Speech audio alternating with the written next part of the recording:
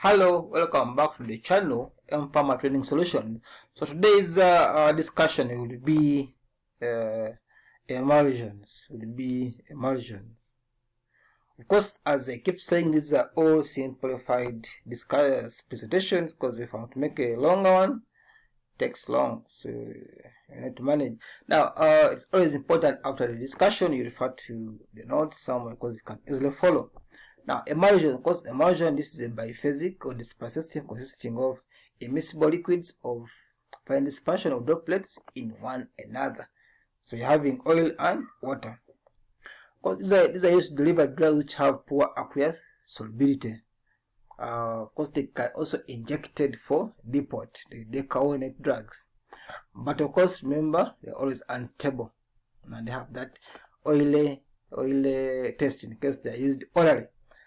Which are types of emulsions? We have oil in water, where oil is the internal phase dispersed throughout the aqueous external phase. We have water in oil, and this is the reverse. Water is dispersed throughout the oily phase.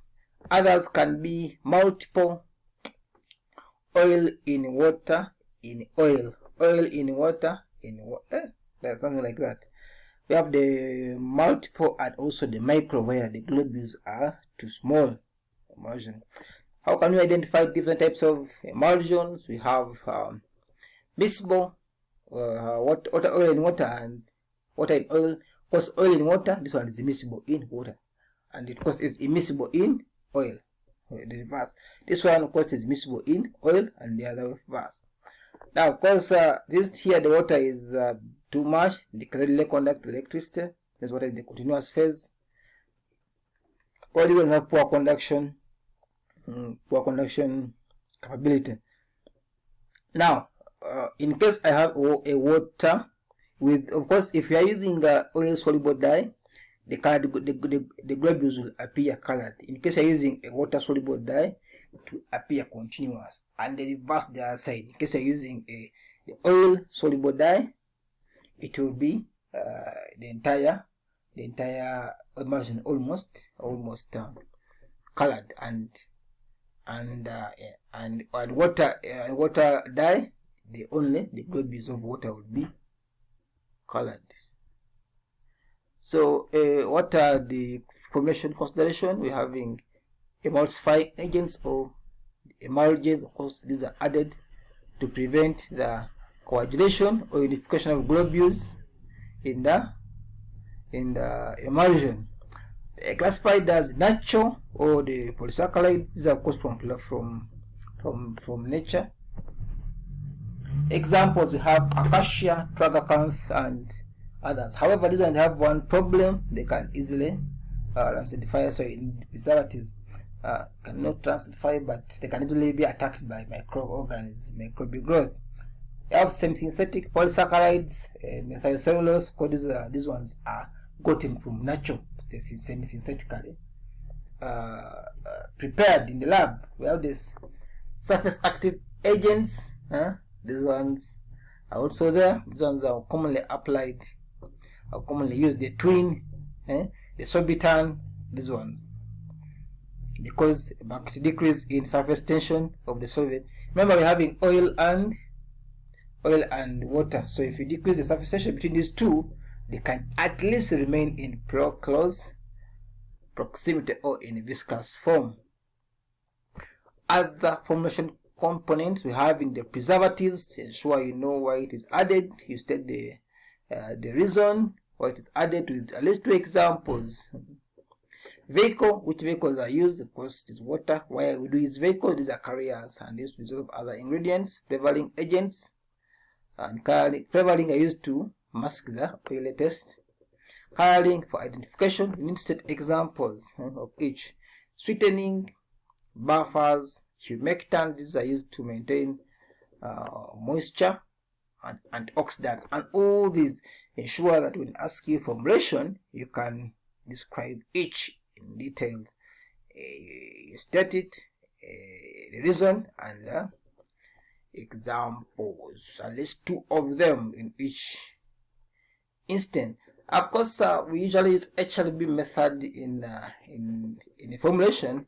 So we're having hydrophilic lipophilic balance. Of course, we know this one, it runs from up to 20 parts. It's useful for calculating relative amounts of emulsion necessary to produce a most physically stable emulsion.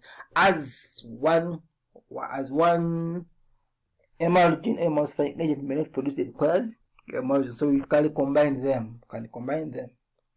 As we did in anyway, I didn't explain it in aerosols, where we combine also the propellants using Raoult's law. So also here you can use a component of emulsifying agents.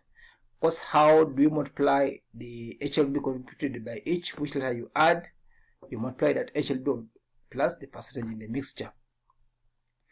I'll give you just a simple example here. What's the HLB of an emulsifier blend consisting of 25% span 20 and 75% twin 20? Of course, the HLB of span 20 is 8.6. That one of twin 20 is 16. Of course, as I said earlier on in the previous PowerPoint presentation, this one here, you just multiply HLB times the mixed HLB times the percentage in the mixture, and you get the contributing of each.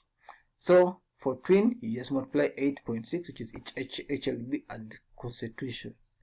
You get this, then you add. So which means that the total produced, if you combine these two in these ratios, you have a blend which will have an HLB of 14.67. Now, if in case that's what is required to, you need to look how you can prepare it.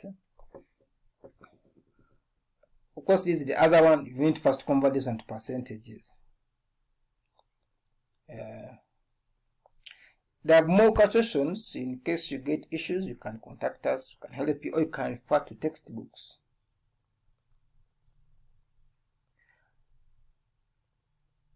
How do we prepare emulsion? Of course, we have the dry gum method and the wet gum method. Again, this is a simple presentation. In the dry gum method, of course, oil is first treated with the gum.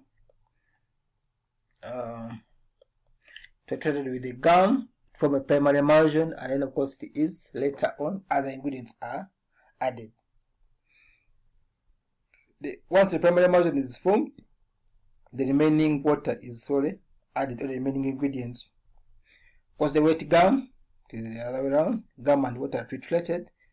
Here oil first, here water and gum are treated first to form mucilage, and then later other ingredients are added. Now, as I keep saying that if we get means, we shall show you how we can prepare these. If we get means, examples of these oils which can be, we have fixed oils. You have arachis, castor, cod liver, cod liver emulsion. Most of these ones are usually extemporaneous preparations. We have the mineral oils. We have liquid paraffin, turpentine oil, and also the volatile oils.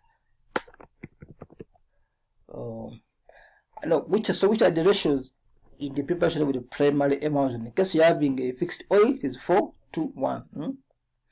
The ratio for volatile oil 2:1, for mineral oil 3:1.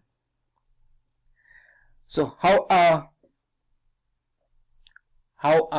do we package emulsion? Of course, emulsions are packaged in amber colored bottles, and of course you have to label them. You have to check before use for internal use or external use, depending on the one you are preparing and all other components of the label. Instabilities, you have cracking when the first coalesces and forms a separate layer, and of course redispersion cannot be achieved in this instant by shaking. Creaming, is common in milk, because milk is also an emulsion. Because remember, when you leave milk to stand, the cream comes on top. However, it can be dispersed by shaking. We have also phase inversion, when oil in water changes to become the other way round, and vice versa. Again, this has been a short presentation on emulsion.